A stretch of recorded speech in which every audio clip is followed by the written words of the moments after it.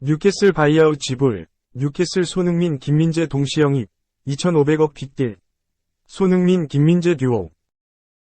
나폴리의 33년만 리그 우승을 이끈 김민재는 다가오는 여름 이적 시장에서 이적이 유력하다. 시즌 중반부터 전해진 김민재를 향한 관심은 나폴리의 리그 우승 이후 더욱 뜨거워졌다. 다수의 이탈리아 매체는 김민재가 나폴리를 떠날 것이라 예상하고 있다. 가장 유력한 팀은 맨체스터 유나이티드다. 지난 9월부터 김민재에 관심을 보인 맨유는 여름 이적 시장 첫 영입으로 김민재를 원하고 있다. 수비진 정리가 필요한 상황에서 새로운 카드로 낙점했다. 최근에는 부자 구단 뉴캐슬까지 합류했다. 영국 풋볼 팬캐스트는 18일 한국 시간 뉴캐슬이 김민재 영입을 통해 수비를 강화하길 기대하고 있다고 보도했다. 뉴캐슬은 맨유가 제안할 연봉 800만 유로, 약 120억 원과 이적료 5,600만 유로, 약 810억 원, 보다 좋은 조건을 제시할 수 있다는 입장이다. 영입전이 치열해지는 가운데 새로운 변수가 등장했다. 영국 미러는 19일, 김민재는 오는 6월에 군 복무를 이행해야 한다. 일반적으로 해당 시기는 휴가 기간이기에 축구 커리어에 큰 영향을 끼치는 건 아니지만 여름 이적 준비를 복잡하게 할 수 있다고 전했다. 김민재는 지난 2018 자카르타 팔렘방 아시안게임에 출전해 금메달을 획득하며 병역 면제 혜택을 받았다. 이에 기초 군사훈련만 받으면 군 복무를 마치게 된다. 프리미어리그인 손흥민, 토트넘과 황희찬, 울버햄튼은 이미 기초 군사훈련을 마무리했다. 김민재는 이번 여름을 군사훈련 타이밍으로 정했다. 이에 6월에 펼쳐지는 페루전 16일, 엘살바도르전 20일에 소집되지 않을 가능성이 높다. 군사훈련을 통한 공백이 생기는 가운데 김민재의 바이아웃 또한 7월 1일부터 15일까지 2주 동안만 효력을 발휘하기에 영입을 원할 경우 더욱 빠르게 움직여야 하는 상황이다. 2. 맨유, 구단 인수, 변수 속 PSG 등장. 하지만 김민재는 잉글랜드 진출 선호? 맨체스터 유나이티드에 이어 파리 생제르맹, PSG도 김민재에게 관심이 있는 것으로 보인다. 영국 미러는 19일 한국 시간 PSG는 김민재 측과 사전 협상을 벌였다.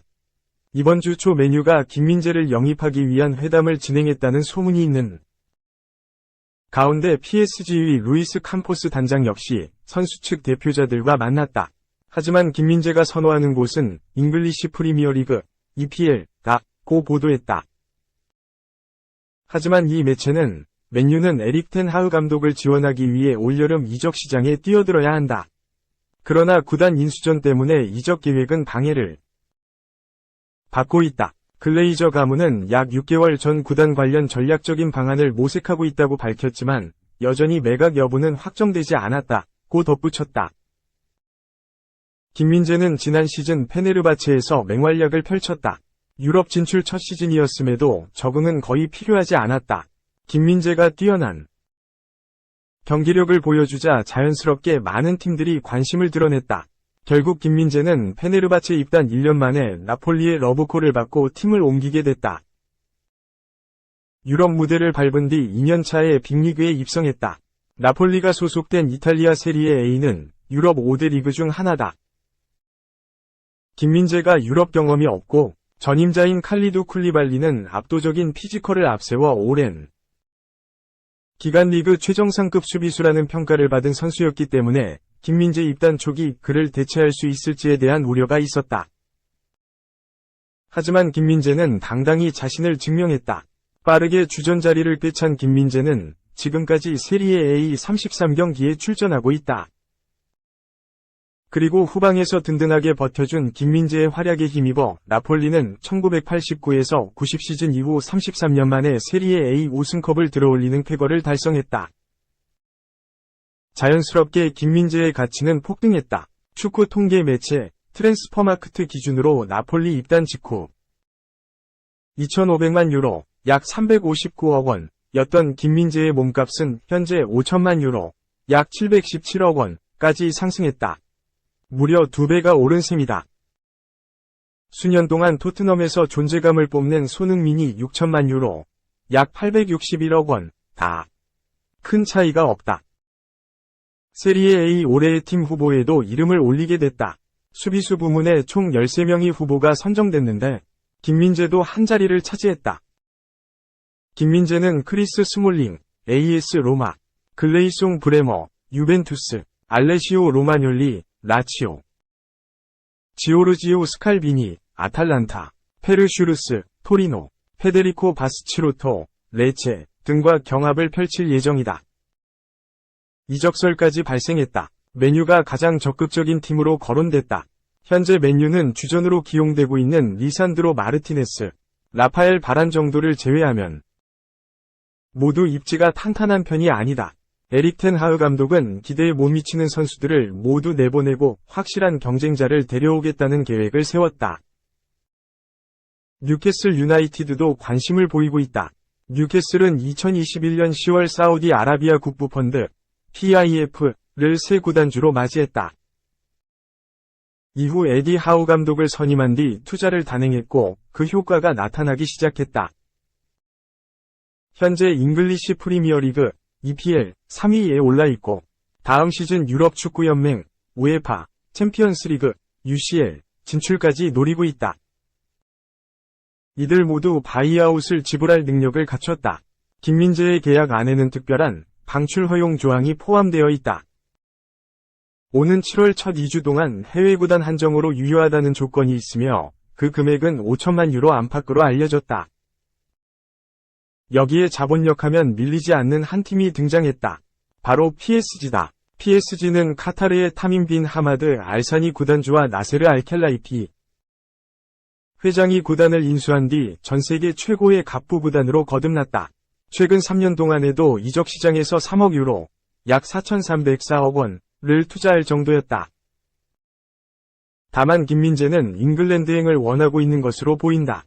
프랑스 RMC 스포르트 는 19일 김민재는 PSG 위 타깃이 됐다. 김민재의 기술적인 능력과 멘털적인 면 모두 좋아하고 있다.